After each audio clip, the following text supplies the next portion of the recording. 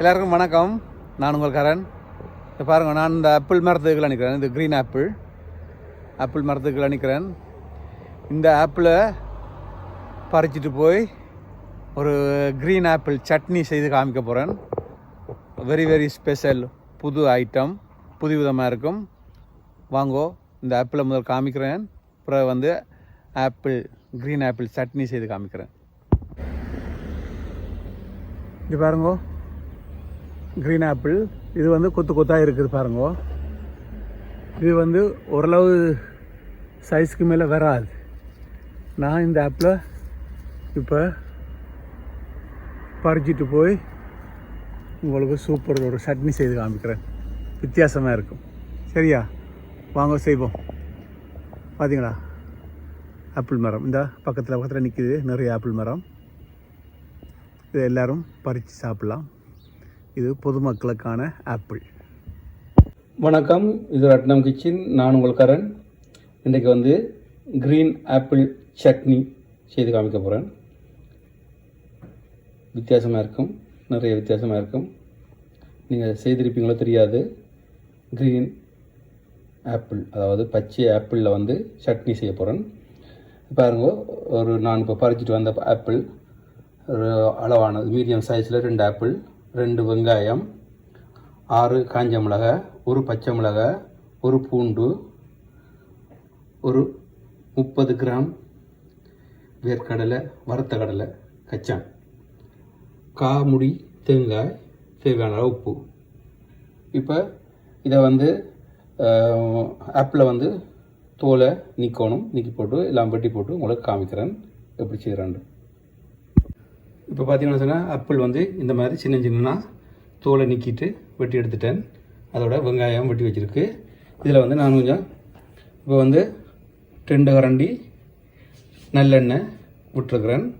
கொஞ்சம் கருவேப்பிலையை போட்டுட்டு அதோட கொஞ்சம் அரை கரண்டி பெருஞ்சீரகம் ரெண்டையும் போட்டுட்டு இப்போ மிச்சத்தை போடுவோம்.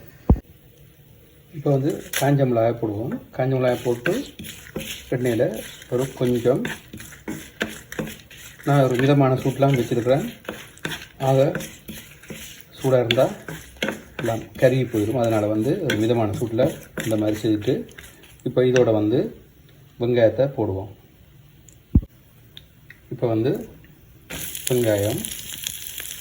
வெங்காயத்தையும் போட்டு பூண்டு, இந்த ஒரு பச்சை மிளகாய் அதையும் போடுவோம். ஏன்னா கருவேப்பிலை, பச்சை மிளகாயெல்லாம் டேஸ்ட்டுக்கு ஆப்பிள் செய்கிறதுனால இது உங்களுக்கு ஒரு வித்தியாசமான டேஸ்ட்டை தரும். நீங்கள் எவ்வளோ நாளும் செய்திருக்க மாட்டீங்க. செய்திருந்தால் எனக்கு கமெண்ட்ஸில் சொல்லுங்கள் எப்படி இருக்குன்னு சொல்லி. அப்படி செய்கிறேன்னு சொன்னால் இதை செய்து பாருங்க. அவ்வளோத்துக்கு நல்லா வரும். நல்ல டேஸ்ட், ஒரு வித்தியாசமான டேஸ்ட் இருக்கும். ஆப்பிளுக்கு நீங்கள் ஒரு இது ஒரு கொஞ்சம் புளிப்பும் கொஞ்சம் இனிப்பு தன்மை இருக்கிறதுனால இதுக்கு புளி தேசிக்காய் ஒன்றும் விட தேவையில்லை. ஆப்பிளை போட்டாலே போதும். ஆப்பிளை கடைசியாக போட்டு லைட்டாக வதக்கிட்டு இறக்கினா சரி. வெங்காயம் ஓரளவு வெந்து விட இப்போ ஆப்பிளை போடுவோம். ஆப்பிளை போட்டு வடிவாக கிளறி விடுவோம்.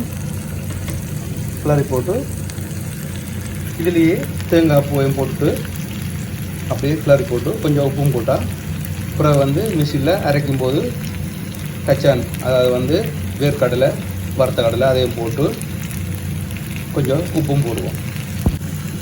இப்போ பார்த்தீங்கன்னா சொன்னால் அந்த ஆப்பிளை போட்டு கிளறி போட்டு இப்போ தேங்காயை போடுவோம். தேங்காயை போட்டு அதையும் லேசாக அந்த எண்ணெயோட சேர்ந்து வதங்கும்போது நல்ல வாசமாகவும் இருக்கும், அது டேஸ்ட்டாகவும் இருக்கும். இப்போ தேவையான அளவு உப்பு போடுவோம்.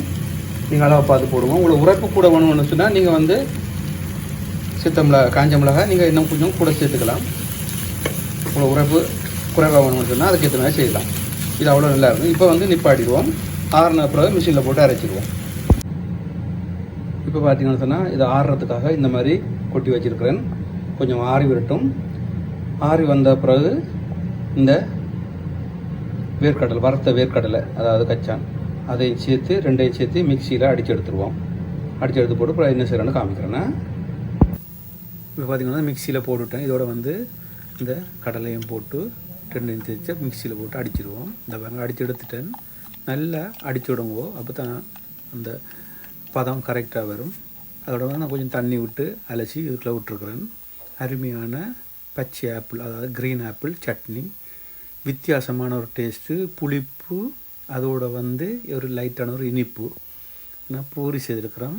நாங்கள் இன்றைக்கி பூரியும் இந்த கொண்டக்கடலையும் உருளைக்கிழங்கு போட்டு சால்னா செய்திருக்கு, தேங்காய் பால் ஊற்றி அதையும் சேர்த்து சாப்பிட போகிறோம். அருமையாக இருக்குது. நான் டேஸ்ட் பண்ணி பார்த்துட்டேன் முதலே. இந்த சட்னி அவ்வளவு நல்லா இருக்குது, வித்தியாசமாக இருக்குது. உங்களுக்கு பிடிக்கும்னு நினைக்கிறேன். பிடிச்சிருந்தா லைக் பண்ணுங்க, ஷேர் பண்ணுங்க, சப்ஸ்கிரைப் பண்ணுங்க. மீண்டும் இன்னொரு வீடியோவில் சந்திப்போம். பாய்.